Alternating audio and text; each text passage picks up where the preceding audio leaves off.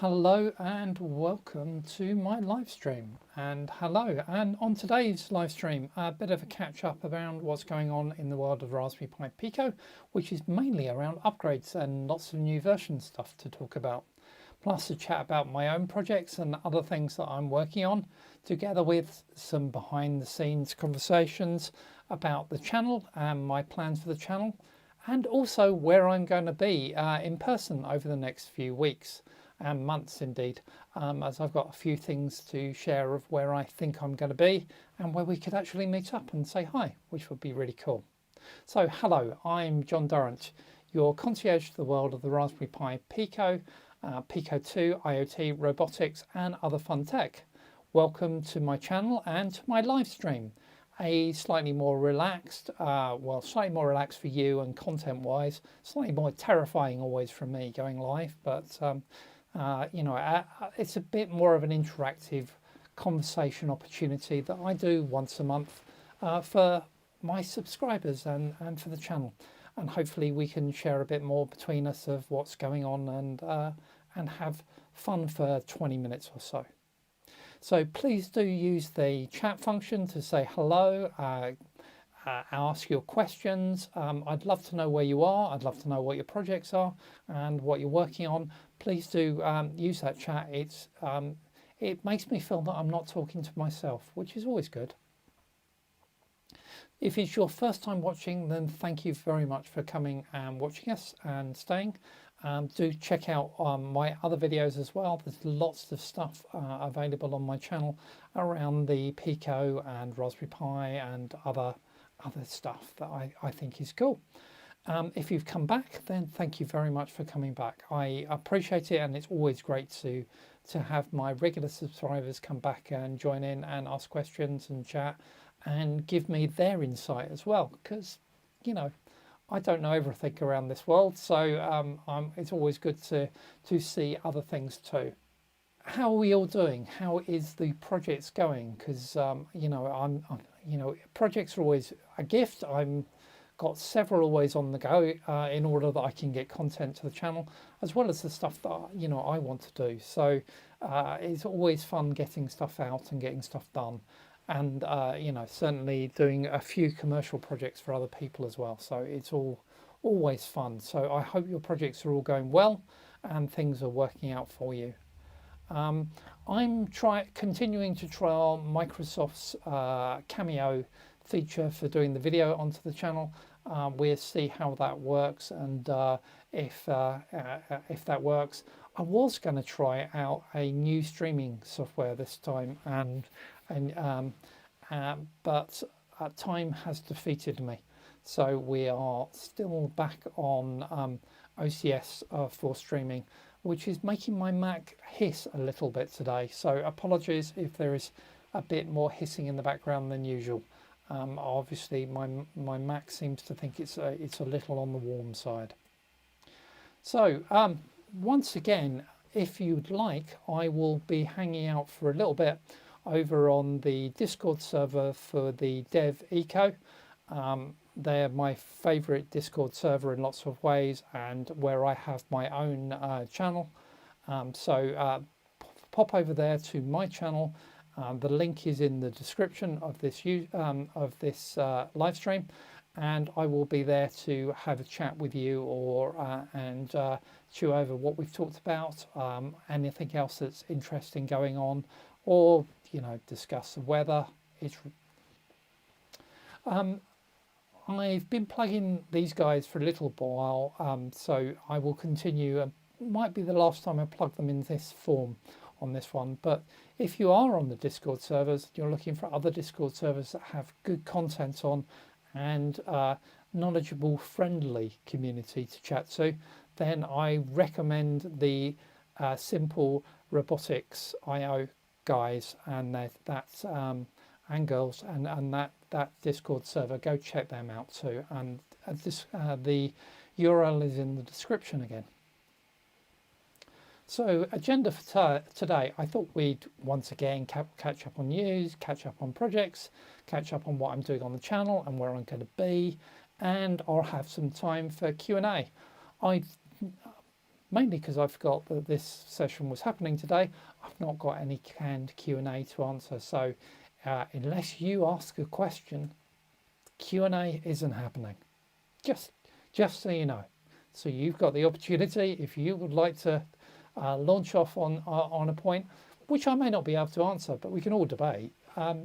Please do so, and hit that live chat service on the side. I am watching it, and I can see what's going on, so all good. So, oh, I've nearly forgot. You probably noticed that some of my videos are sponsored, and that's how I manage to fund all this work that I do on this channel and keep things going. If you would like to sponsor my live stream and have your name appear and me to tell the audience about your company or you for a minute and it's the beginning of my live stream, I'd love to do that. And just reach out and tell me. My email is on the description. Just get in touch and we can make that happen. So let's move into the section on the news. What's going on? Well, I think the big story that's come out in the last couple of weeks is that the RP2040 is now on general availability. That may come as a big surprise to you guys, because we've all possibly been assuming that it was on general availability anyway, because it's been out for what, 8-9 months now. So quite a while it's been out, and suddenly it's on general availability. What does this mean? Well, up until now, the RP2040 chips have largely been available to specialist partners for Raspberry Pi. They are now generally available, so anyone who wants them can get them and get in touch, and which is really, really cool. And that means that, you know, it's easier for us to build our own projects and our own boards based on the RP2040, which is really cool, and is something I might actually have a go at doing. And something I might actually have a go at doing at some point, and something I haven't done recently, and might be an interesting thing to do. So I talked last time about JPL, who are now able to actually manufacture RP2040 boards for people who actually want them. Building an RP2040 board might actually be something that's actually quite fun to do, and something that I want to do in the future and look at. So who knows? Let's keep that in mind. The other interesting thing that I think is quite fun and quite nice is the Pico SDK version 2.1.1. And version 2.1.1 is largely a update of a few of the minor support functions. It's got some new capability. It's got some bug fixes in it as well, which is good, because there were a little annoying bugs in 2.1.0.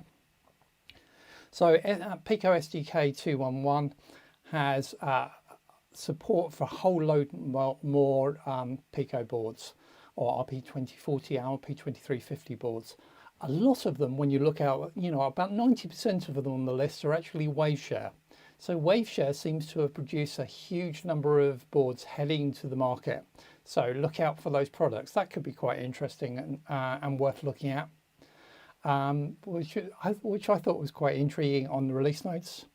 The 200 megahertz capability for the RP2040 that we talked about on the last live stream, that is also now live, and supported in the version 2.1.1 SDK.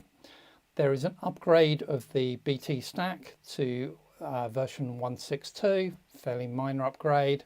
There's also a fairly minor upgrade of the CYW43 driver, so actually, which I think is actually required for that BT stack upgrade. So Wi-Fi and Bluetooth upgrades slightly.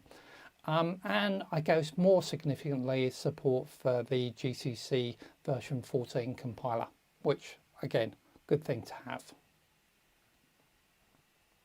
So that plus bug fixes. So good to have a new release out.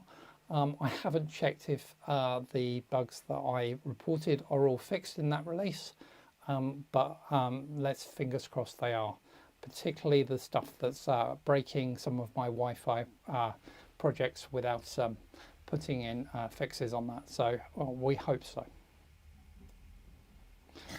The other new release coming out is FreeRTOS kernel version 11.2.0, and that's got quite a lot of stuff in it. Really not a great deal apart from continued support for the RP2040 and now official support, officialist support for the RP2350 via this community support submodule. So they've split out community support chip support. They've placed it in its own repo, and that is now sort of tied into that release version, which is good to have that in the release version. So I'm pleased to have that. So that's all good stuff. So cool. So those were the main stories that I came up with. If there is anything else that you heard of or you thought was interesting, please do let me know. And if I've missed it, I don't manage to catch everything. I do, read quite a lot around what's going on in this space, obviously, because it's our space. But I might have missed something. If something interesting has happened, let me know, and I'll make sure I will get it into the news next time. So let's have a chat about projects, what projects are going on, and what we're, I've been doing. And I guess the first thing I always start with in this section is to talk about, what are the projects that I've shared recently, why were they important, and what, in case you've missed them, what to go back and have a look at. So I guess the first one, which I think I've been trailing for a while, is the Pico PD Pro USB-C PD 3.1 project. So this was using a really interesting RP2040 board that has the capability to control USB-C power distribution. So instead of USB-C being, or USB being a 5-volt supply, which I'm kind of used to it being, and I must admit, I sort of trained myself to think of USB as being 5-volt supply, but actually I can quite happily ramp that up to 24 volts coming into that board. Now, just by commands through the code, which I think is really quite interesting, quite useful. That would be certainly easily enough to start running some, and I can get a good number of amps on there as well. So I could quite happily run stepper motors straight off of that input supply being controlled by the RP2040. This is nice. It potentially prevents actually having to have additional power supplies on a project, and I really quite liked it. So go have a look at that video. Go and have a look at the supply for that. It's an interesting bit of work, and has potential for some of the robotics projects that I play with. Probably the ones that are more sort of stationary rather than the mobile robots, because you're going to have a USB supply that is PD aware. And I also have finally got around to doing the official video to tell you all about my new droid project and the new Star Wars inspired droid that I've created.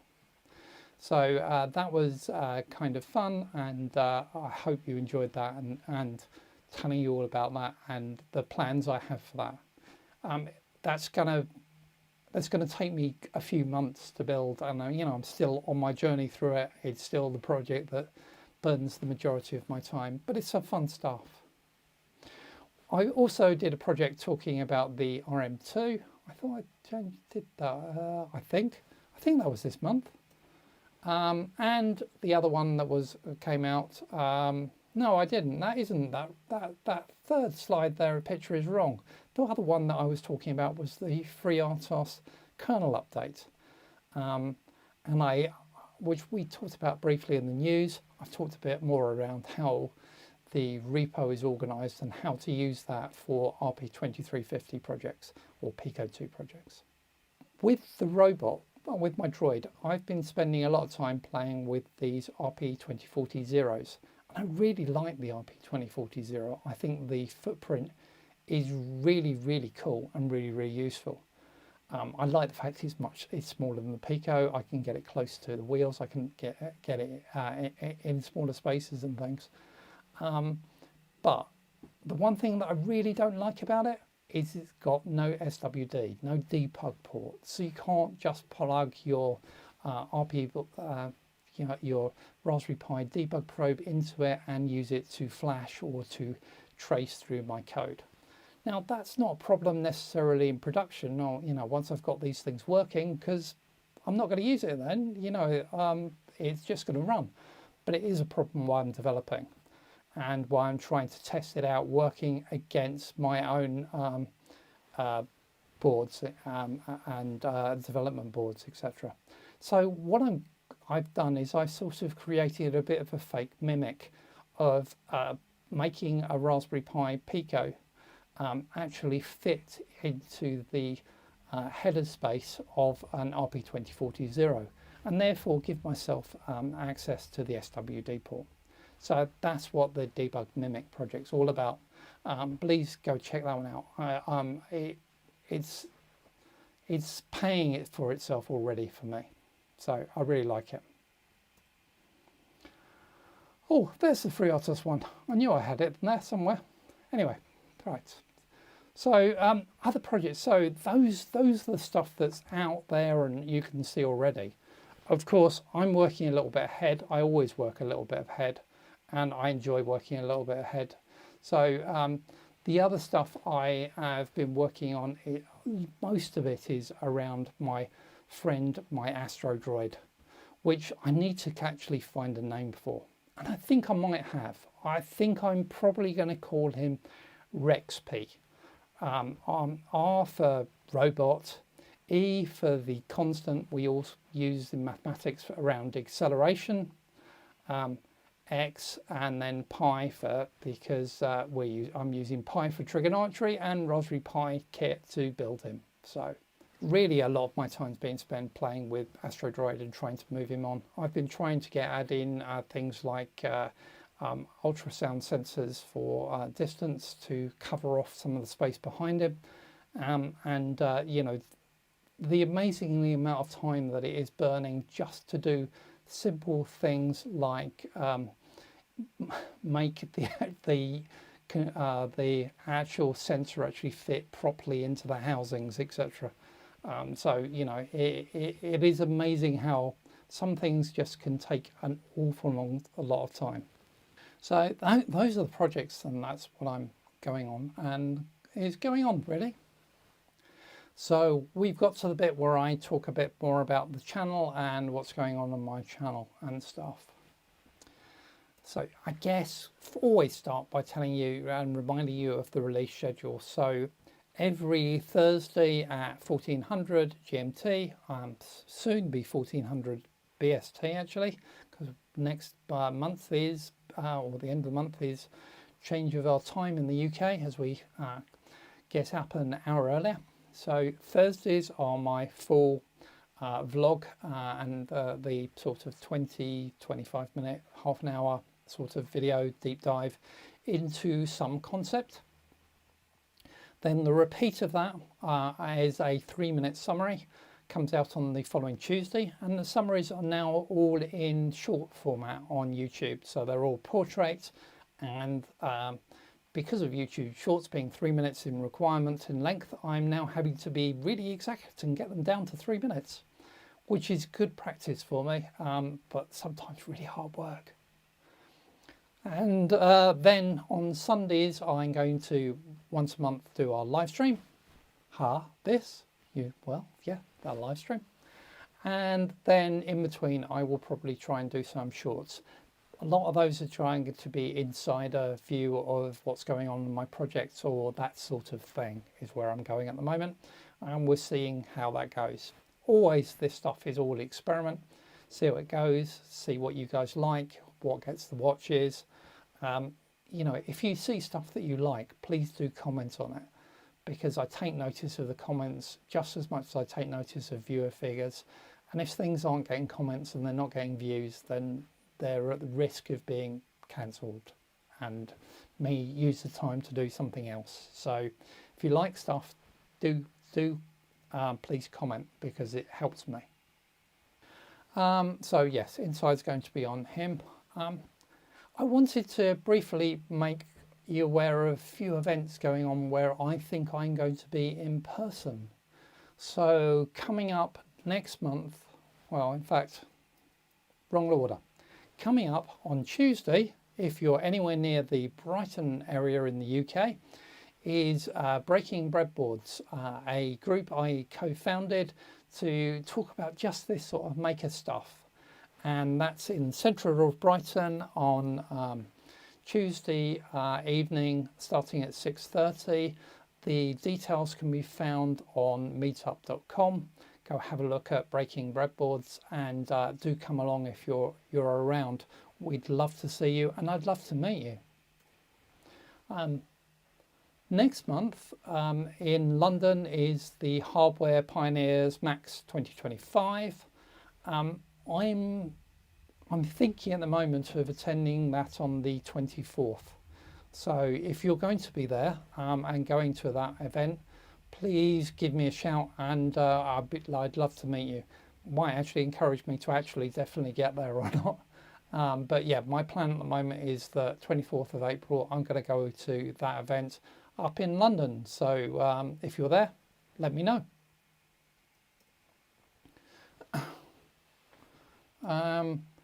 And the other date to confirmed in the diary is Saturday, May the 17th, and I am going to be at Maker Central on that day and wandering around.